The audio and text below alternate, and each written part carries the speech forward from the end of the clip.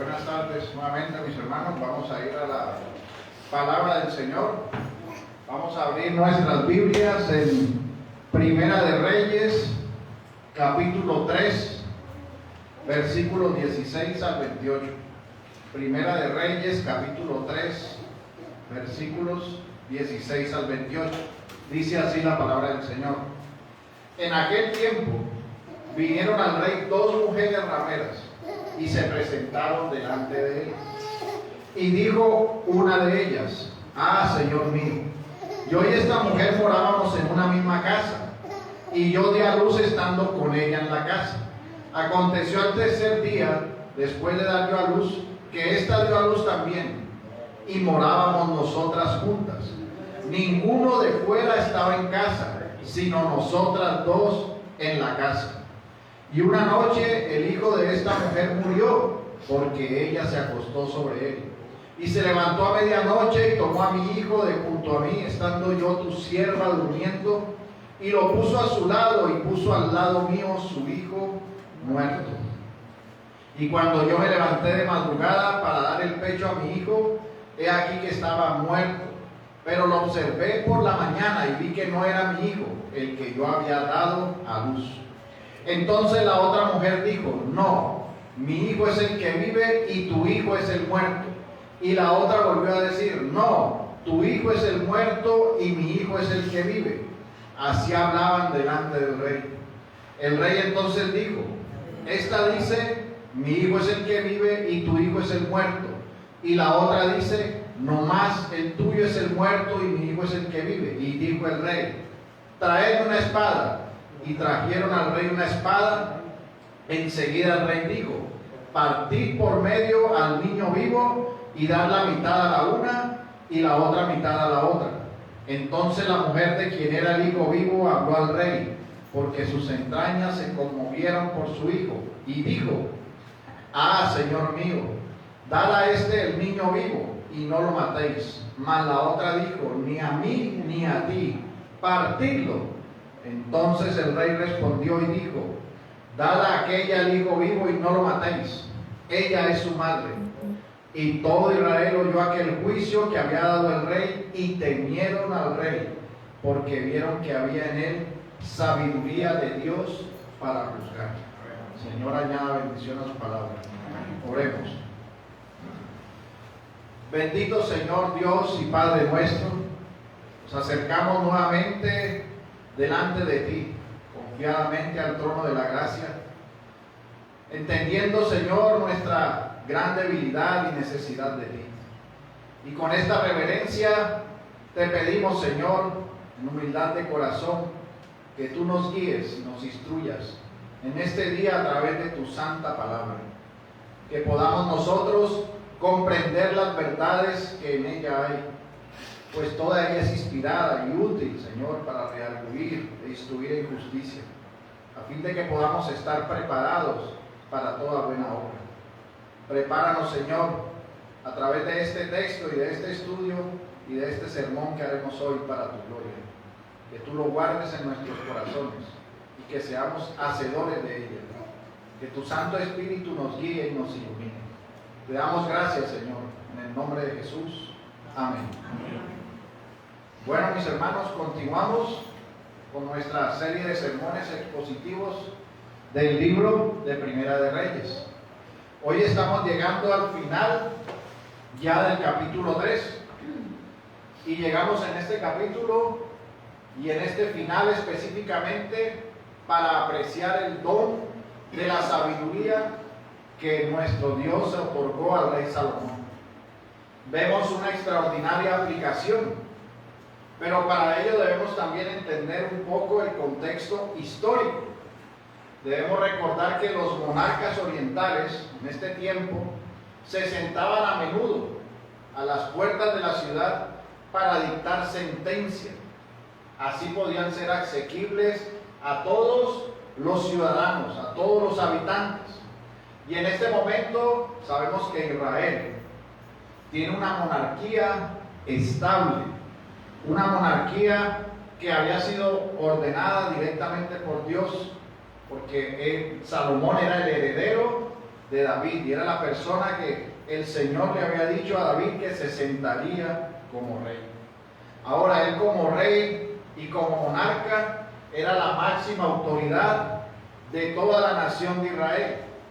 Sus pronunciamientos, sus mandamientos eran de estricto cumplimiento. No tenía ningún superior sobre él más que a Dios mismo y a su santa palabra.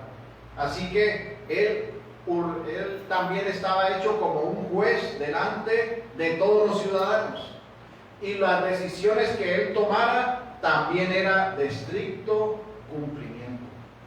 Nosotros sabemos que el hombre siempre ha tenido una necesidad de justicia en su corazón. A pesar de que hay una caída, los hombres que portan la imagen de Dios en sus corazones anhelan justicia.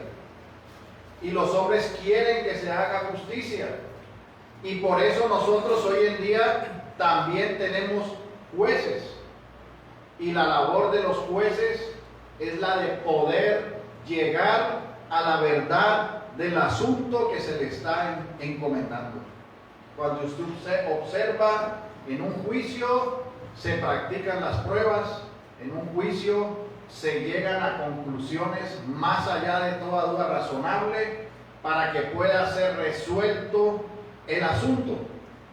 Y los hombres, cuando se aproximan a buscar esa justicia delante de la entidad encargada, en este caso delante del rey, lo hacen en busca de que se otorgue lo que corresponde a cada uno.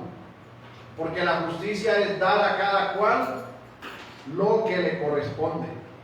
Y en este texto observamos una demanda, y esa demanda es de justicia.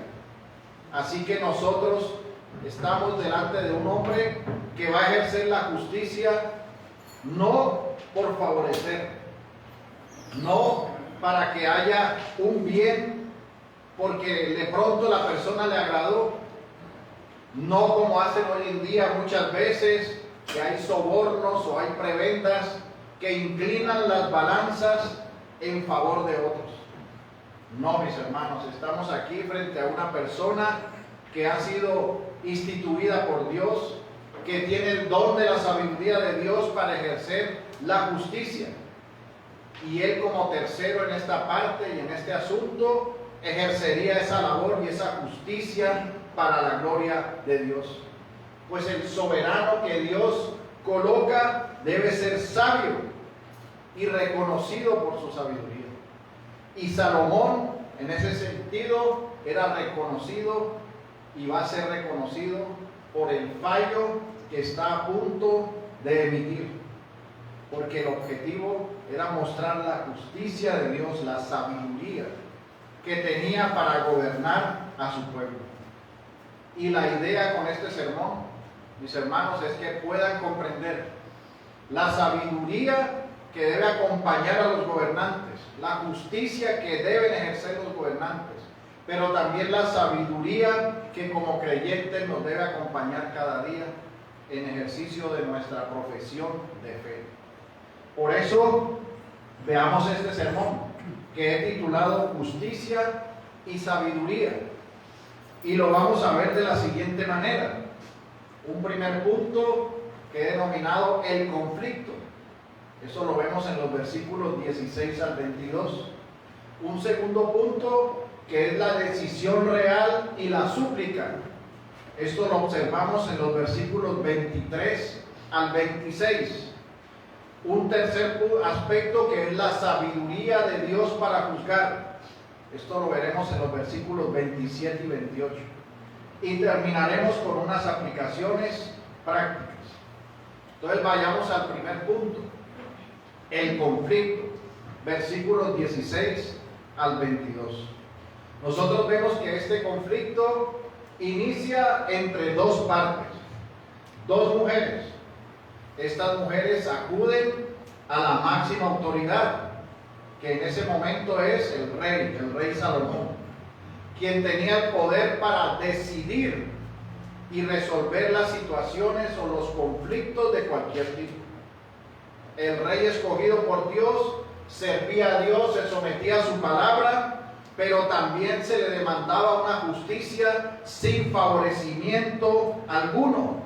Así estaba establecido.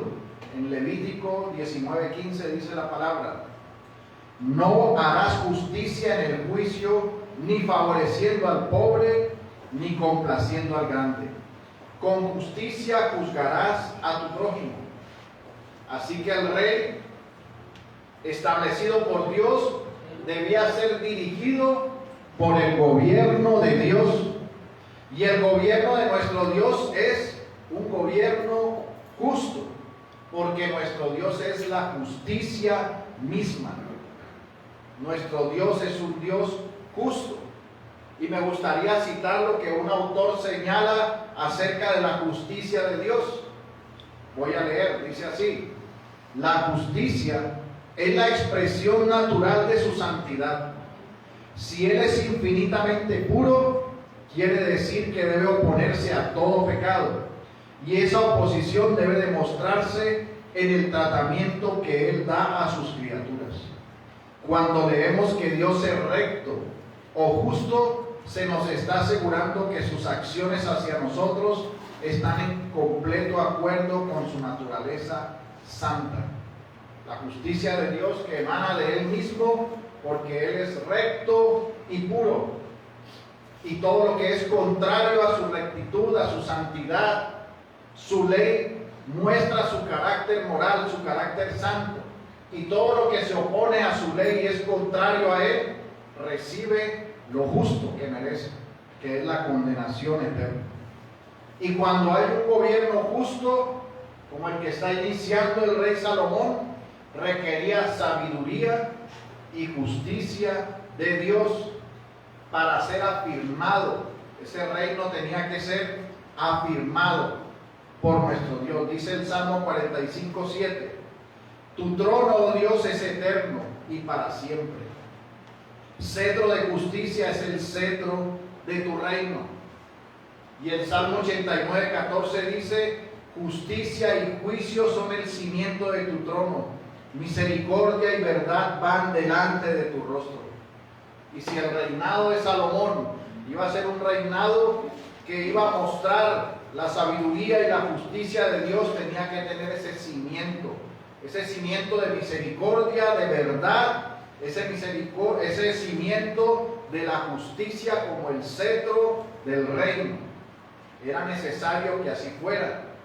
Así que al escuchar Salomón el asunto, el caso que es colocado delante de él, estaba llamado a hacer misericordia, a dilucidar la verdad, es decir, tenía que obrar no favoreciendo a nadie, no inclinando la balanza a nadie por circunstancias externas, sino que tenía que obrar en equidad, de acuerdo a lo que él estaba escuchando. Y era exactamente lo que el rey Salomón haría, empezando su gobierno. Por eso es importante que nosotros comprendamos la aplicación de la justicia al caso al resolver. En este caso vemos a una madre biológica. Eran dos mujeres bajo una misma condición. Su condición, como lo dice el texto, era una condición de una vida inmoral. Su conciencia no era una conciencia que estaba recubierta por la gracia salvífica ni por la piedad.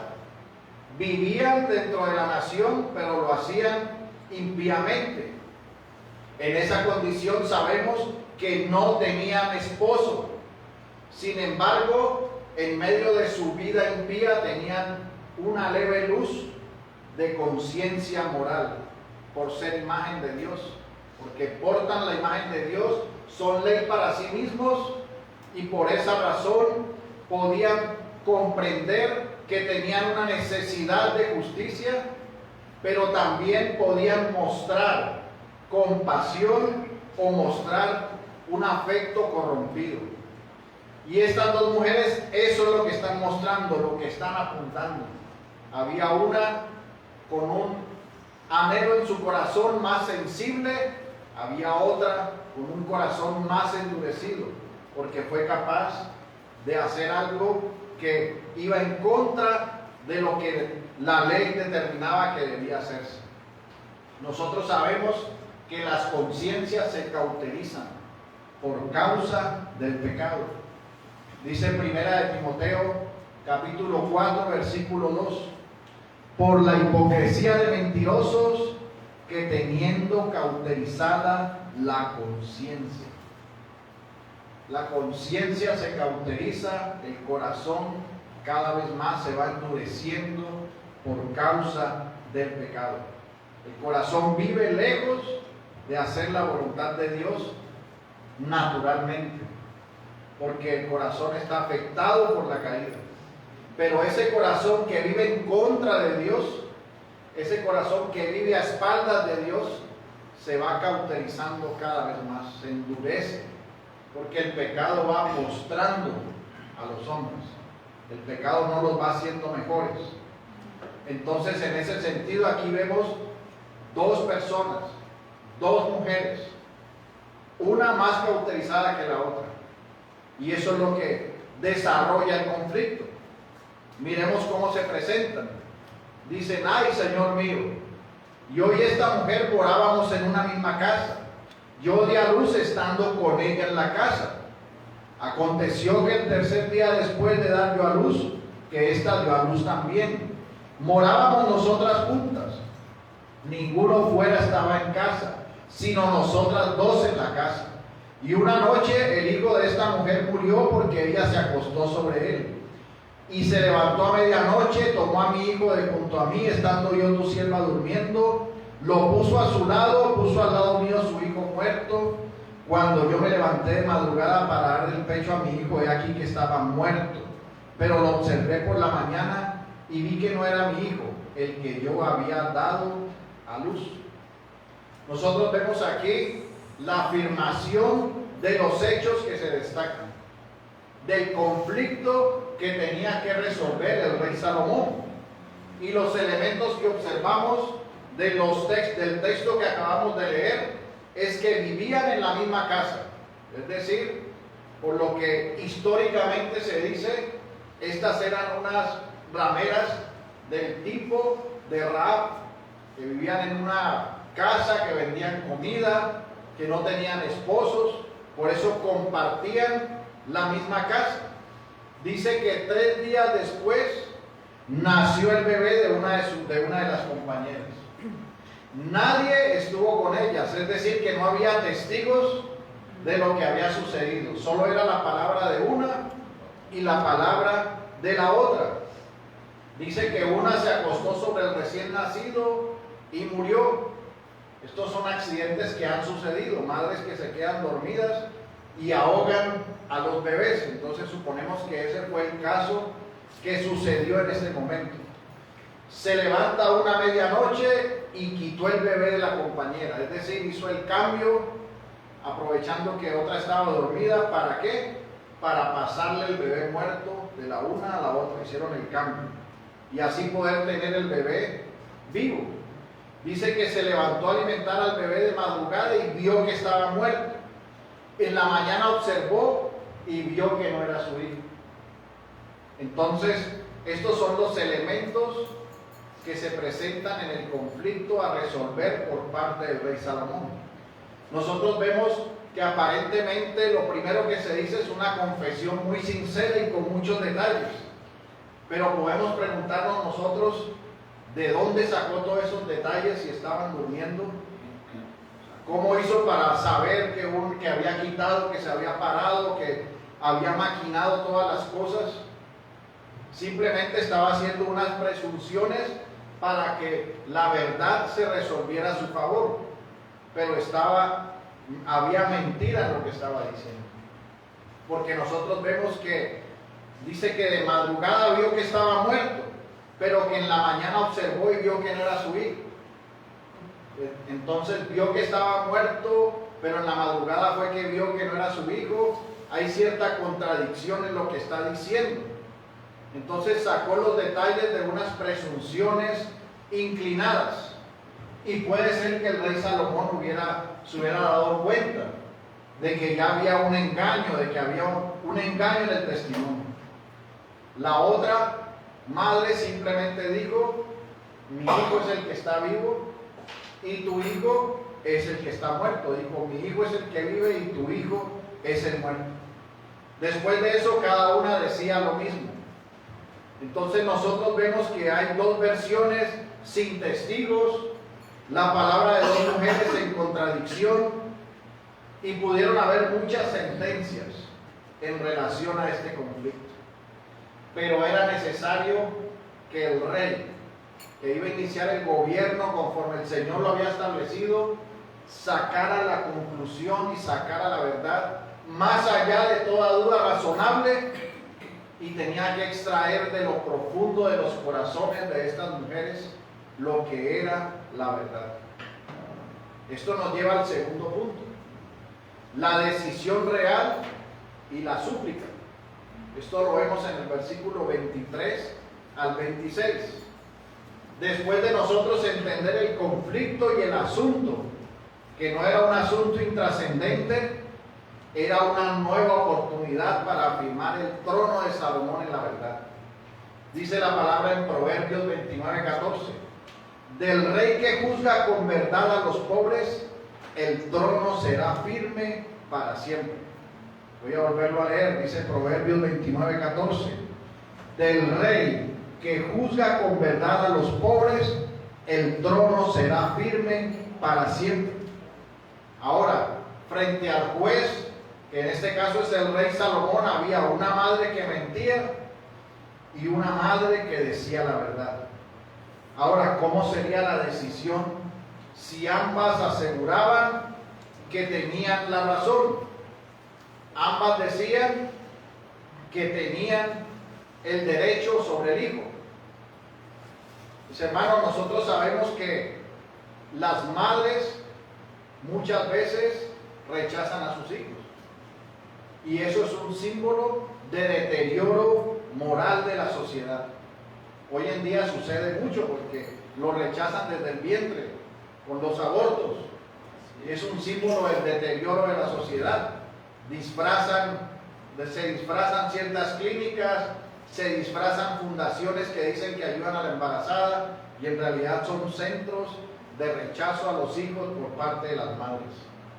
Pero en términos generales, la palabra compara el amor de una madre tan sacrificial con el amor de Dios.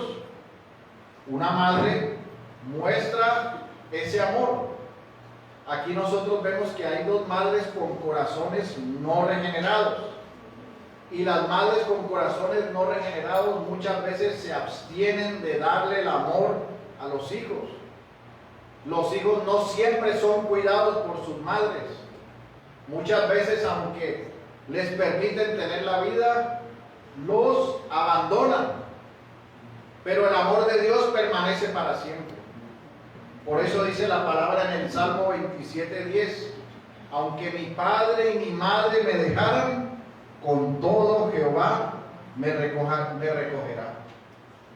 Pero en el caso específico de nuestro texto, estamos viendo a dos madres que están peleando el derecho de tener un hijo, presuntamente para amarlo y para cuidarlo. Ahora, la pregunta que debemos hacernos en este punto es: ¿ambas aman sinceramente al hijo que desean? Aquí la respuesta es el argumento decisivo, ya que una madre es la verdadera madre cuando anhela de todo corazón el bien para su hijo, sin importar las circunstancias. Y eso fue lo que Dios, nuestro Dios, le permitió providencialmente sopesar al rey Salomón cuando decide hacer la justicia y entregar a cada cual lo que le corresponde. Dijo el rey en Primera de Reyes 3:23 al 25: esta dice: mi hijo es el que vive y tu hijo es el muerto. Y la otra dice: no, mas el tuyo es el muerto y mi hijo es el que vive. Y dijo el rey: traedme una espada. Y trajeron al rey una espada. Enseguida el rey dijo: partid por medio al niño y dar la mitad a una y la otra mitad a la otra. Aquí nosotros vemos que está Salomón llegando a la decisión final. Va a partir el niño. Y nosotros tenemos un texto paralelo que habla acerca de una prueba que Dios colocó pidiendo el sacrificio de un hijo. Eso lo vemos en Génesis 22 del 1 al 2. Dice así: aconteció después de estas cosas que probó Dios a Abraham y le dijo: Abraham, y él respondió: heme aquí. Y dijo: toma ahora tu hijo, tu único, Isaac, a quien amas, y vete a tierra de Moriah, y ofrécelo allí en holocausto sobre uno de los montes que yo te diré. Ahora, este es un hombre temeroso de Dios, y nosotros sabemos que finalmente Isaac no fue sacrificado. Pero aquí estamos frente a dos rameras. No tenían temor de Dios, pero sí era posible que tuvieran un amor natural por los hijos. De manera, y así como Dios no quería matar a Isaac, y no murió Isaac, la intención de Salomón tampoco era la de matar al bebé, pero era una prueba para poder conocer lo profundo del corazón, lo profundo de lo que cada madre iba a mostrar al momento de decir que él levantaría la espada. Y eso fue lo que vimos. Cuando la verdadera madre vio el trágico final de su hijo, la llevó a la renuncia de sus derechos por el derecho a la vida de su hijo. ¿Cuántas madres como esta se han sacrificado para que sus hijos vivan aun cuando ellas sufren? Pero esta apelación tuvo un efecto positivo para la decisión final que tomaría el rey Salomón, porque salió a la luz la verdad, se vio el amor de la verdadera madre, ya que la mala pedía justicia a costa de la vida del bebé. Pero nosotros aquí vemos un buen final, donde la justicia está triunfando. Como leemos en Proverbios 10:31, la boca del justo producirá sabiduría, mas la lengua perversa será cortada. Y el Salmo 37:30 dice: la boca del justo habla sabiduría, y su lengua habla justicia. Si alguien imparte verdadera justicia, es producto de haber sido justificado por Dios. Sin la gracia de Dios, no hay justo juicio en ningún conflicto, ya que de nuestro Dios procede la sabiduría para juzgar con rectitud. Y esto fue lo que demostró Salomón. Al momento de colocar la prueba, de levantar la espada, dice la palabra que las entrañas de la verdadera madre fueron conmovidas.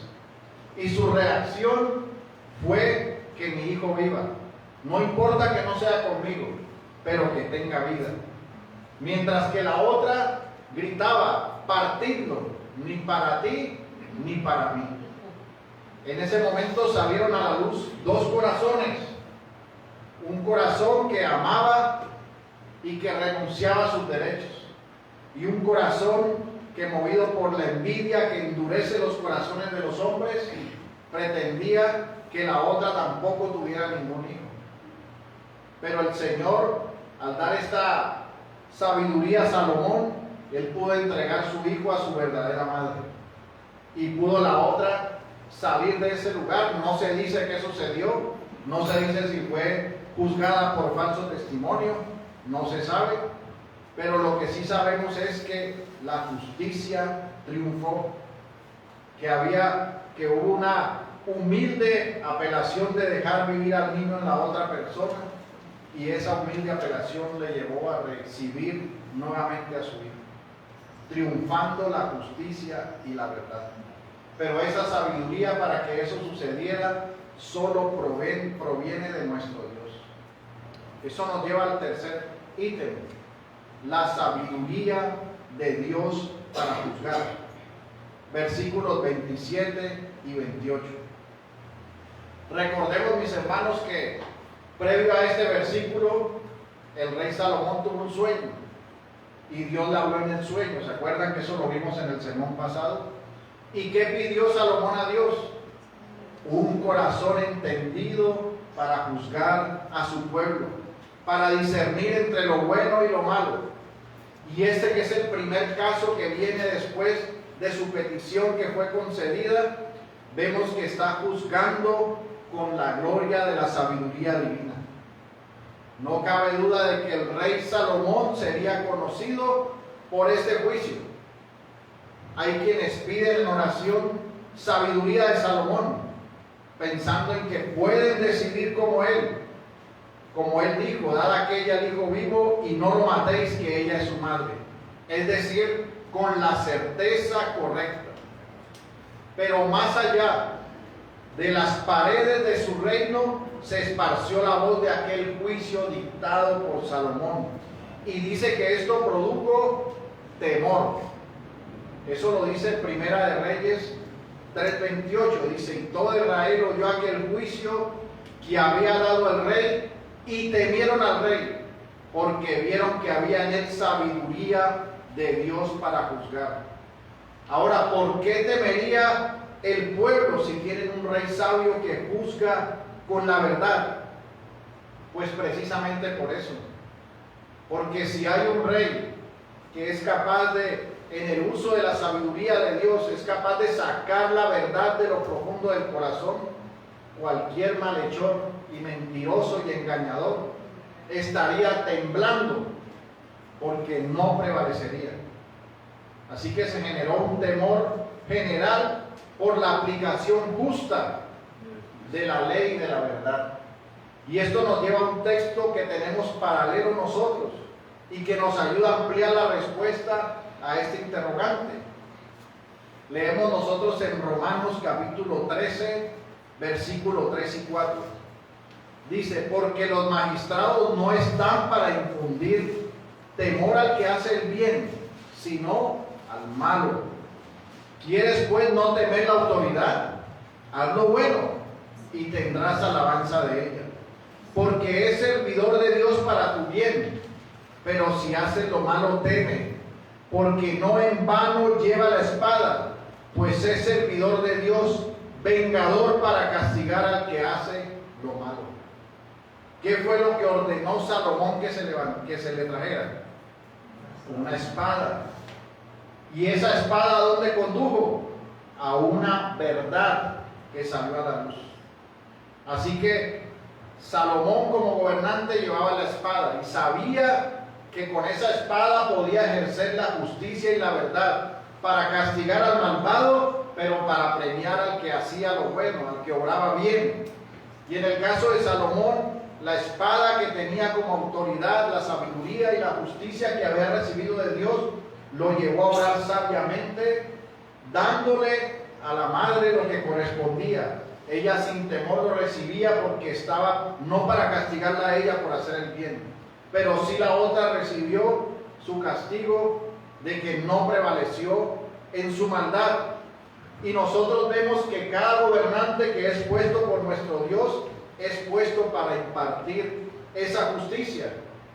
En este tiempo lo deben hacer a través de los medios establecidos en cada gobierno.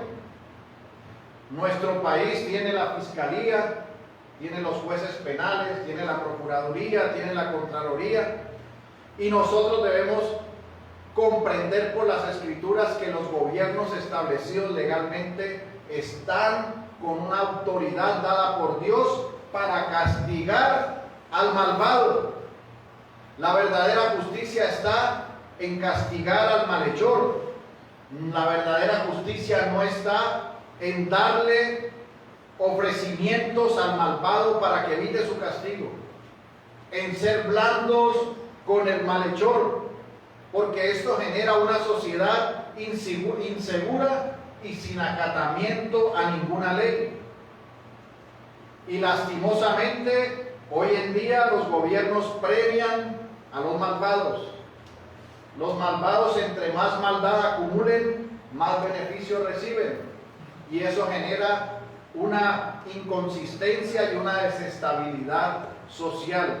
porque no se obedece lo que el Señor ha demandado sobre cada gobernante. Pero en el caso de Salomón, él es un ejemplo de que obró y usó la sabiduría de Dios, causó ese temor a los malvados por el conflicto resuelto. Dijeron, aquí viene un gobierno firme, un gobierno justo, un gobierno con sabiduría, así que temieron. Pero si hubiera subido un rey que les daba lo que ellos quisieran, mis hermanos, nadie hubiera temido nada y hubieran querido hacer lo que ellos quisieran. Pero aquí triunfó la justicia y la verdad. Pero nosotros debemos también entender que esa sabiduría que tenía el rey Salomón era un tipo de la sabiduría de nuestro Señor Jesucristo. Recordemos como nuestro Señor mismo lo dijo en Mateo 12:42. Dice la palabra: la reina del sur se levantará en el juicio con esta generación y la condenará, porque ella vino de los fines de la tierra para oír la sabiduría de Salomón. Y he aquí más que Salomón en este lugar. Así que el Señor mismo dijo que Él era más sabio que Salomón, porque Él es Dios. La sabiduría que recibió Salomón venía de Él. Así que Él era más grande que Salomón. Salomón era simplemente un tipo de la sabiduría y de la majestuosa sabiduría de nuestro Señor Jesucristo, en quien, como dice la Escritura en Colosenses 2:3, están escondidos todos los tesoros de la sabiduría y del conocimiento. Eso era lo que reflejaba Salomón. En el Salmo 72 nosotros vemos que se describe la gloria del reino de Salomón, pero que encuentra un cumplimiento perfecto solo en el reinado de uno, solo en el reinado de nuestro Señor Jesucristo, que es mayor que Salomón, quien está sentado en el trono y quien domina y reina sobre todas las cosas. Recordemos que el Evangelio de Mateo comienza diciendo: el libro de la genealogía de Jesucristo, hijo de David. Y al designarlo hijo de David, estaba mostrando que traería la mente y el gobierno también de Salomón, que era un tipo de Cristo. Pero vemos nosotros que esa sabiduría de Salomón apuntaba al Rey perfecto, al Rey santo, quien con toda sabiduría reina y gobierna sobre todas las cosas. Y así fue dicho de nuestro Señor en cuanto a su gobierno en Isaías. Nosotros leemos en Isaías 11, dice, versículo 1: y saldrá una vara del trono de Jesé, y un retoño brotará de sus raíces, y reposará sobre él el espíritu de Jehová, espíritu de sabiduría e inteligencia, espíritu de consejo y de poder, espíritu de conocimiento y de temor de Jehová. Pero con justicia Él juzga a los pobres y reprende con equidad por los mansos de la tierra. Y herirá la tierra con la vara de su boca, y con el soplo de sus labios matará a los impíos. Este es el reinado de nuestro Señor Jesucristo en tiempos de paz, prosperidad, en tiempos de bendición. Y el profeta Miqueas dijo: y juzgará entre muchos pueblos, y reprende a las naciones fuertes desde lejos, y batirán sus espadas en rejas de arado y sus lanzas en podaderas manos. No alzará espada nación contra nación, ni se adestrarán más para la guerra, sino que se sentará cada uno debajo de su vid y debajo de su tierra, y nadie las atemorizará, porque la boca de Jehová de los ejércitos lo ha dicho. Por lo tanto, la sabiduría perfecta, la justicia perfecta, el gobierno perfecto es de nuestro Dios. Nuestro Dios es toda sabiduría. Él es el único que conoce todas las cosas. Él es el que sabe todo, que no miente, no se arrepiente, no es falible, no falla. ¿Acaso podríamos nosotros entender la mente de Dios? Nos es imposible. Nuestra mente es finita. La sabiduría y la mente de nuestro Dios es infinita. Y él dio de su sabiduría infinita a Salomón para que gobernara con justicia, con verdad, mostrando un tipo de aquel que gobernaría así con toda la sabiduría infinita, que es nuestro Señor Jesucristo. En nuestro Dios está la máxima expresión de sabiduría. Él hace todas las cosas excelsas por su sabiduría. Por eso debemos glorificar su nombre, mis hermanos. Y esto nos lleva al cuarto, último punto, que son unas aplicaciones prácticas. Dentro de las aplicaciones prácticas encontramos nosotros y podemos pensar en la mujer fornicaria que se apiadaba, que tuvo piedad de su hijo, que dijo: entréguenselo, pero que mi hijo viva. Ahora, no podemos olvidar que esta mujer no creía en Dios y mostraba un gran amor y compasión por su hijo.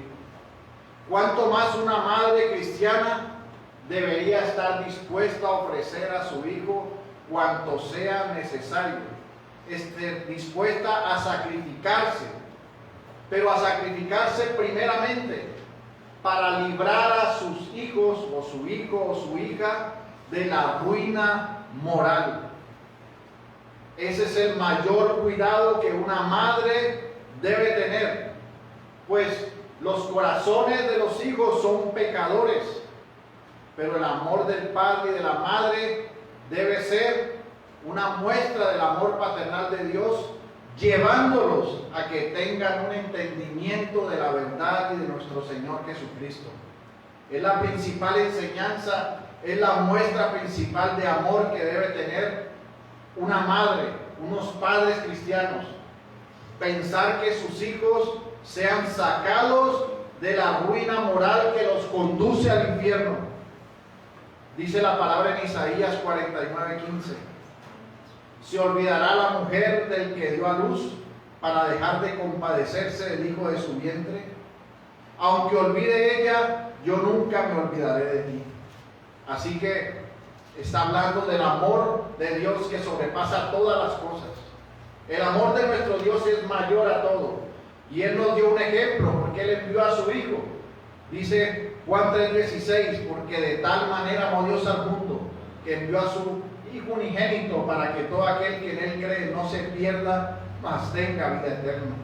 Y si Dios entregó a su Hijo unigénito para que muriera por nosotros en la cruz, mostrándonos ese amor tan grande, mis hermanos, es un ejemplo para los padres creyentes que dicen que aman a sus hijos, pues tienen la responsabilidad de educarlos, de trabajar incansablemente, de disciplinarlos conforme a la palabra de Dios. Por lo tanto, padres, no se relajen, no pasen por alto los pecados de sus hijos, solo por no incomodarse o por no incomodarlos. Hoy en día, en lugares donde no son cristianos, celebran los pecados de los hijos. Si el hijo dice una mala palabra, lo ponen a que la repita y la repita y la repita. El problema es que cuando ya sea grande y la dice, no se escucha tan bonito. Cuando el niño está pequeño, le celebran que esté bailando y que se mueva al ritmo de la música, para el día de mañana no poder sacarlos de las discotecas y estar orando para que salgan de esos lugares. Porque se celebra el pecado y se celebra la maldad. Ahora, ¿cuánto más un padre creyente está llamado a no celebrar la rebelión natural de su hijo? A poner el carácter y la firmeza que debe poner como cabeza del hogar para reprender y para dar ejemplo. No deben los padres pensar que es compasión con sus hijos el permitirles que no agraden a Dios y que pequen contra Dios. Eso no es compasión. Eso no es amor de padre. El amor de padre está en disciplinar, en corregir y en señalar el camino de la verdad, el camino de Cristo. La disciplina que conduce a honrar a Dios y amarlo por encima de todas las cosas, esa es la verdadera disciplina. No piensen que es ser un buen padre el ser complaciente y el dejar que sus hijos pequen y pequen. Mientras estén bajo su cuidado, edúquenos, repréndanos, porque hay una inclinación natural de rebelión contra Dios.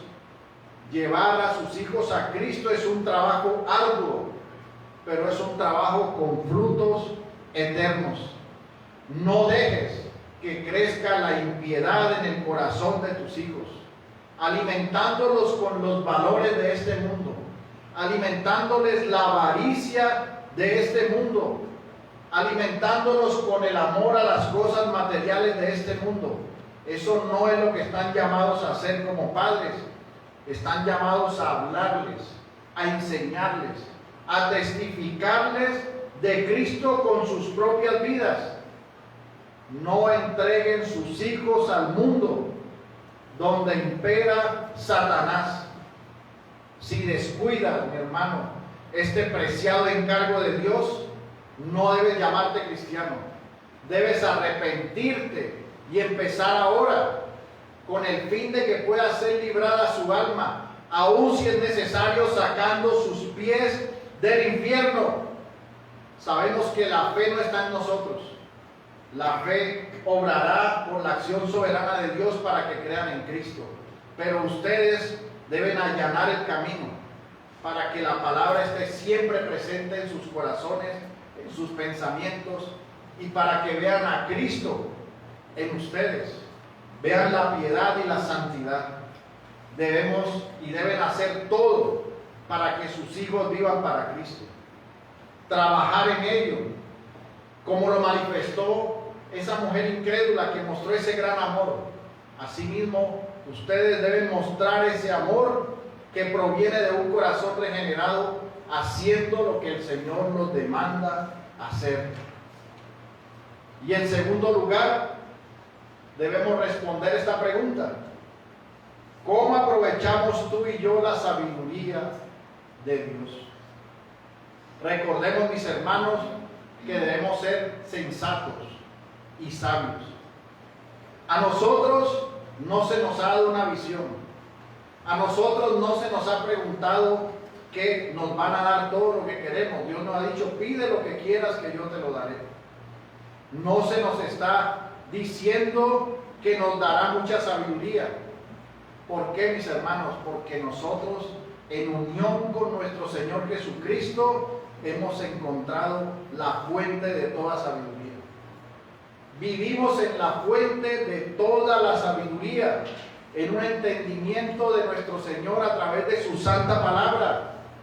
Así que si nosotros queremos crecer en la sabiduría y en el entendimiento de Dios, debemos tomar la Escritura, vivir conforme a la palabra de Dios, porque a través de ella podemos entender lo que es nuestro Dios, que nos ha dado a su Hijo unigénito. Podemos comprender nosotros lo que debemos hacer como verdaderos hijos de Dios, apropiándonos de ella. Si la sabiduría es la aplicación del conocimiento, entonces ¿cómo estamos aplicando nosotros ese conocimiento? Siendo sabios, viviendo en el creer, en el obedecer, en el hacer la voluntad de Dios. Que nosotros digamos como el Salmo 90, los días de nuestra edad son 70 años, y si en el versículo 10, y si en los más robustos son 80 años. Con todo su fortaleza es molestia y trabajo, porque pronto pasan y volamos. ¿Quién conoce el poder de tu ira y tu indignación según que debe ser temido? Enséñanos de tal modo a contar nuestros días, que traigamos al corazón sabiduría. Así que, mis hermanos, estudiemos las Escrituras. Pasa horas con las Escrituras. Nos enseñaba un hombre piadoso que sería bueno tener una alarma en el celular y cada 2 horas poner la alarma, y cuando suene lea un texto bíblico, lea un capítulo de un libro. Debemos estar llenos de las Escrituras. Debemos nosotros aprender a contar nuestros días de la manera que traigamos al corazón sabiduría. ¿Quieres conocer más de Cristo en su profundidad, en su plenitud? ¿Quieres saber las Escrituras que dicen de nuestro Señor Jesucristo? ¿Quieres conocer cuáles eran las escrituras que el Señor mismo proclamó? Debes estudiar la palabra, porque estudiando la Biblia obtendrás sabiduría, entendimiento y ánimo. Podrás saber cómo vivir viviendo de cada palabra que sale de la boca de Dios. Eso es sabiduría. Eso era lo que Salomón quería. Un corazón entendido. Y nosotros en Cristo tenemos mucho más de lo que tuvo Salomón. Tenemos a Cristo mismo. Tenemos la revelación completa de nuestro Dios. Y tenemos al Hijo de Dios, que es para nosotros la sabiduría que necesitamos. Que el Señor nos ayude, mis hermanos, para vivir conforme a su voluntad. Oremos. Bendito Señor y Salvador de nuestras vidas, agradecidos estamos, Señor, porque tú nos has llamado con un llamamiento santo. Pero también, Señor, nos has dado tu santa palabra, que nos conduce en la verdad, porque ella es la verdad. Eres tú, Señor, el que ha hablado y el que ha determinado todas las cosas necesarias para nosotros. Por eso te pedimos en este día como iglesia, que nos ayudes, Señor, a contar nuestros días viviendo en la sabiduría en nuestro corazón, sin apartarnos de ti, Señor, viviendo santa y piadosamente, ejerciendo la justicia y la verdad en todo lo que hacemos, en todo lo que realizamos cada día, sea en el trabajo, en el hogar, mientras caminamos o vamos a algún lugar, que nuestros pensamientos y meditaciones sean en ti, Señor. Ayúdanos para que podamos comprender las verdades de tu palabra y que podamos vivir para tu gloria. Gracias te damos, Señor, en este día. Vivimos para ti y para tu gloria. En el nombre de Jesús, amén. Bueno, mis hermanos, no sé si alguien estuvo de cumpleaños esta semana.